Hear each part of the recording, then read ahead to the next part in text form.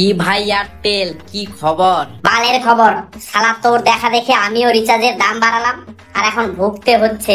লোভে পাপ, পাপে মৃত্যু। তুই শালা বিরোধী পার্টি, আমাদের সাথে কথা বলবি না। এত চিন্তা কেন করছিস ভাই এয়ারটেল?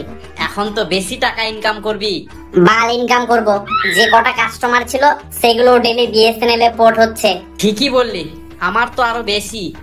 ডেলি 3-4 লাখ কাস্টমার আমাকে ছেড়ে চলে যাচ্ছে বিএসএনএল এ। ভালোই যাচ্ছে, শালা তোরই তো লোভ সামলাচ্ছিল না। চিন্তা করিস না ভাই, দুদিনও টিকবে না, আবার আমাদের কাছেই ফিরে আসবে।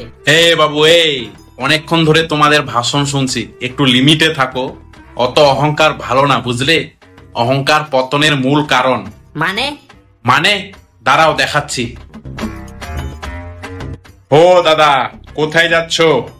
আরে জিও থেকে বিএসএনএল এ পোর্ট করতে যাচ্ছি।